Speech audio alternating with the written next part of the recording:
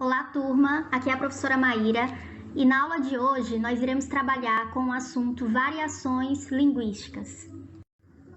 Inicialmente, se nós formos considerar o país em que a gente vive, o território brasileiro, nós sabemos que a língua que nós utilizamos é a língua portuguesa. Essa língua nós fomos aprendendo desde o início de nossas vidas, desde a infância, e fomos aprimorando o conhecimento sobre a língua portuguesa com o passar do tempo até chegarmos na fase adulta. Mas essa mesma língua portuguesa, ela vai apresentar o que a gente chama variação. O que é variação? Variação pode ser entendida como algo que apresente mudanças ou diferenças. Se considerarmos variação linguística, a linguística tem relação com a língua portuguesa, com o idioma que a gente fala. Ou seja, linguística tem a ver tanto com a forma como a gente escreve, como com a forma que a gente fala. Então, quando a gente fala variação linguística, nós estamos nos referindo a tudo que a gente utiliza de forma diferenciada para utilizar a língua portuguesa. Dentro dessas diferentes formas de utilizar a língua portuguesa, alguns fatores são importantes, como a região de quem fala, se a pessoa é da região norte, nordeste, sul, sudeste, o momento histórico, se a gente lê um texto que foi escrito hoje ou um texto que foi escrito no século passado, o grupo social ao qual a pessoa pertence e também a situação em que a pessoa está falando. Para iniciar, nós temos primeiramente a variação histórica. A variação histórica tem relação com o tempo. Por exemplo, se nós pegarmos algum texto do século XVIII, nós vamos perceber uma forma diferente de se comunicar, de se expressar, de escrever, do que nós estamos acostumados a fazer hoje. Ou seja, a língua portuguesa ela vai variar através do tempo. Ou seja, variação histórica vai se referir às mudanças e transformações da língua ao longo do tempo, né? Isso vai se manifestar na forma como a gente fala ou na forma como a gente escreve.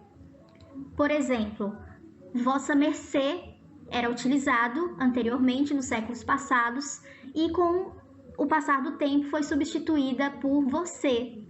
Palavras como farmácia, filosofia eram escritas com PH, mas com o passar do tempo passaram a ser escritas com a letra F. A mesma situação com a palavra coisa. Coisa, hoje nós falamos coisa. Depois da variação histórica, nós temos a variação geográfica ou regional, ou seja, é uma mudança na situação de comunicação dependendo da região, do lugar que o falante vive. Por exemplo, se nós pegarmos alguém que mora no Rio Grande do Sul, ele vai ter uma forma de se comunicar diferente daquela, por exemplo, de alguém que mora no Nordeste. Vamos ver aqui o exemplo, ó. Tu sabes onde fica a rodoviária?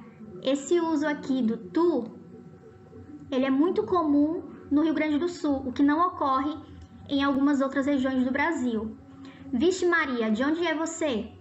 Esse vixe Maria aqui também é uma expressão mais típica do Nordeste, então a gente vai percebendo que a forma como as pessoas falam, elas variam de acordo com a localização.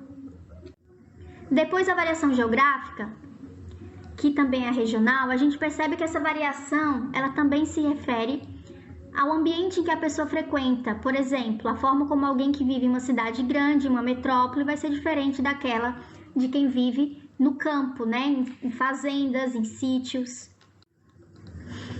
Por fim, a gente pode resumir a variação regional como todas as formas diferenciadas do uso da língua portuguesa de acordo com a região, o estado ou o país do falante. Certo? Nesse sentido, a gente pode ter o uso de palavras diferentes, como por exemplo, ó, no Nordeste a gente tem a macaxeira, que no Sudeste é falada como mandioca e em Minas é falado como aipim. Então, esses registros vão mudando de acordo com a região. Agora, a gente tem a variação sociocultural, que vai depender do grupo social da pessoa. Por exemplo, se a pessoa ela teve condições de vida, de frequentar uma escola, de estudar, de se formar, ela vai ter um conhecimento da língua portuguesa diferenciado daqueles que não tiveram tantas oportunidades, que não tiveram como frequentar a escola, certo? Isso a gente vai observar na forma como as pessoas falam. É diferente alguém que estudou o jeito como se comunica com a língua portuguesa para alguém que não teve a oportunidade de estudar. Isso também vai se referir à idade da pessoa. A forma como uma pessoa mais idosa fala, se comunica, é um pouco diferente de como um adolescente, por exemplo, vai se comunicar. As gírias, as palavras que vão utilizar vão ser diferentes. E também entra na variação sociocultural a profissão da pessoa. Por exemplo, uma médica ela vai utilizar certas palavras do ambiente de trabalho dela que serão diferentes, por exemplo, de um mecânico. O mecânico vai utilizar palavras do ambiente do trabalho dele, diferentes de uma médica, diferentes de um advogado, de um professor, de um vendedor.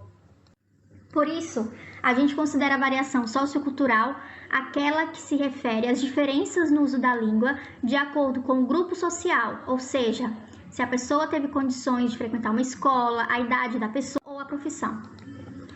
E por fim, nós temos a variação situacional, que vai se referir à situação de comunicação. Ou seja, se a gente está em casa, a gente vai utilizar a língua de uma forma.